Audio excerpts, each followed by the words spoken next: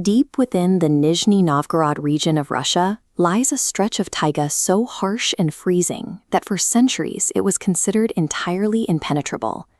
Yet hidden inside this chaotic wilderness is Lake Svetloyar. It is a perfectly circular body of water that stands out as a striking physical anomaly against the jagged landscape of the forest. Beneath its dark, freezing surface rests the core of Eastern Europe's most haunting mystery, Kitezh, the invisible city. According to centuries of local folklore, a magnificent golden-domed metropolis rests completely intact at the bottom of the lake. For generations, secular historians dismissed this story. They viewed it as a fairy tale, a psychological escape hatch invented by oppressed peasants under brutal feudal regimes. But the unnatural geometry of the lake remains. The presence of a perfect crater rim suggests the mythological vanishing of a city may have been a massive, localized geological event. The foundation of this mystery rests on a single historical document, the Kitezhsky Letopis, or the Kitezh Chronicle, penned in the late 18th century. The text was written and preserved by the Old Believers. They were a persecuted sect of Russian Orthodox Christians who retreated to the deep forests, documenting their history to ensure its survival. The modern investigation into Kitezh began when researchers tested the text against the landscape. They discovered that the highly specific geographical coordinates and local landmarks listed in this allegedly mythological chronicle were entirely real. This created a paradox. While the text is filled with spiritual allegory, the physical map it provides is flawlessly accurate to the Russian steppe. Given that the map is historically sound, we must analyze the supernatural claims within the text as encrypted historical data. The chronicle traces the city's origins back to the early 13th century, founded by Grand Prince Georgy II of Vladimir. It describes a rapid construction phase. Carpenters felled thousands of trees to build Greater Kitezh, right on the shores of Lake Svetloyar. The result was a wealthy epicenter filled with opulent manors, towering white stone cathedrals, and gleaming golden onion domes reflecting off the water. But the chronicle also records a highly unusual structural detail. Greater Kitezh was built without any massive stone walls, defensive earthworks, or fortifications. The inhabitants relied entirely on continuous, peaceful prayer and divine protection, choosing spiritual devotion over physical defenses.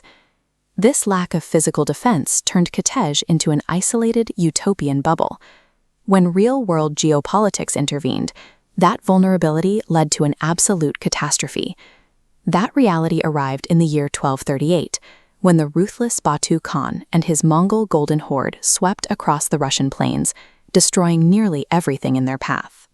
After capturing a nearby sister city, the Mongol cavalry breached the secret forest paths and charged directly toward the shores of Greater Kitezh. The invaders arrived expecting a siege against a fortified stronghold.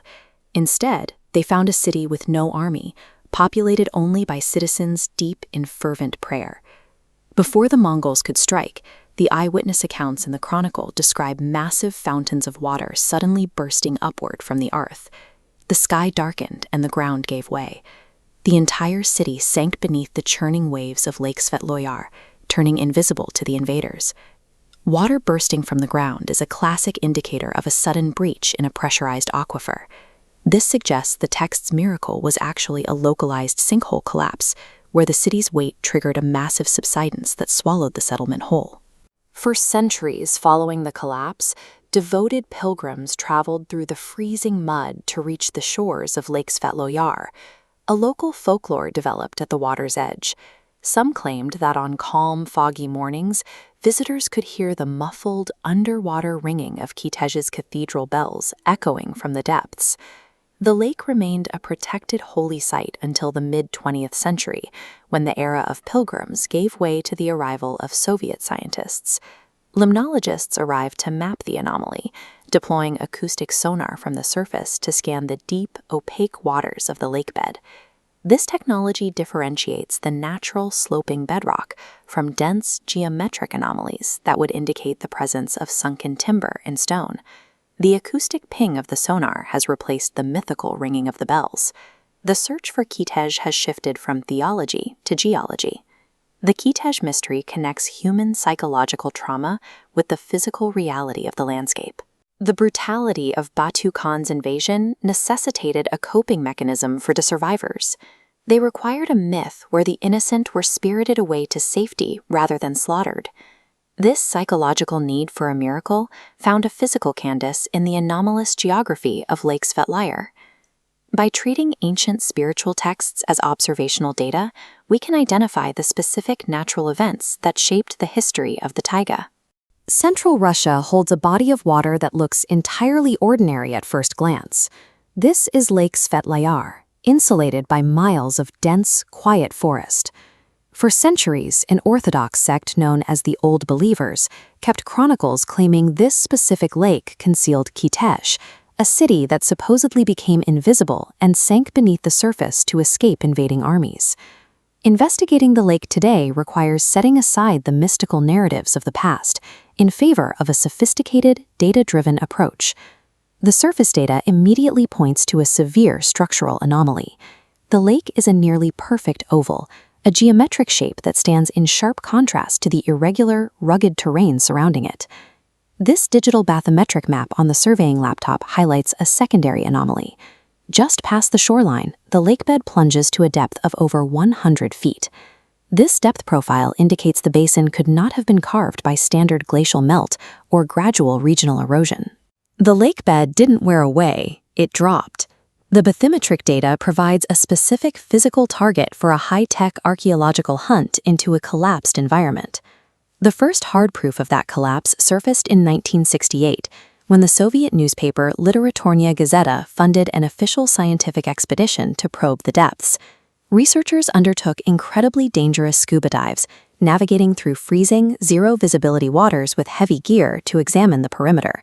Deep in the water column, they mapped out distinct sunken underwater terraces along the edges of the drop-off. These deep steps indicate that the basin did not form slowly over time. The shoreline violently collapsed downward in sudden, massive stages. Even more revealing, the divers pulled physical artifacts from the deep mud, fragments of ancient, manually worked timber. Finding cut logs settled alongside violently collapsed earthen terraces proved that a human settlement was indeed swallowed by the lake. To find out exactly what pulled that settlement under, modern geologists moved their focus from the water to the bedrock beneath it, bringing heavy core drilling machinery directly onto the winter ice. They bored deep into the lakebed, extracting long sediment core samples to analyze the underlying stratigraphy and mechanics of the cataclysm. This cross-section diagram of the sediment data reveals the structural failure. Lake Svetloyar sits precisely atop the intersection of two deep neotectonic faults. Because of those intersecting faults, the bedrock is severely compromised, acting as a massive karst sinkhole. Carbon dating from the core samples pinned down the exact timeline. The underlying limestone bedrock suffered a catastrophic collapse precisely in the 13th century. The earth literally opened up, plunging the surface landmass into a newly formed flooded abyss in a matter of moments. Actually locating the remains of the city presents a unique challenge, because the very bottom of the sinkhole is buried under meters of thick, anoxic sludge. Optical cameras are entirely useless in this environment. Researchers deployed tethered hydrophones and high-resolution sub-bottom profilers, dropping them through holes in the ice. Acoustic scanners fired sound waves downward, piercing the deep mud to map the density of whatever lay buried underneath. The returns showed sharp, unnatural geometric anomalies buried entirely within the 13th century sediment layer. These readings confirm that massive, structured wooden forms are perfectly preserved in the oxygen-deprived depths, matching the sunken timber city legend. The evidence places Kitezh firmly within the realm of verified paleoseismology. When we look at the timeline of that 13th century bedrock failure, it perfectly coincides with the terror and destruction of the Mongol invasion. This tectonic collapse happened right as the local population was facing annihilation from invading armies on the surface.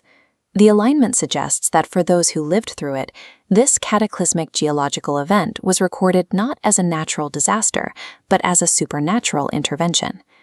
The hard geological data validates the memory of an entire city disappearing into the earth while under siege. The invisible city of Kitezh now exists as a mapped reality, its legacy preserved in the sediment and fault lines beneath the water of Lake Svetloyar.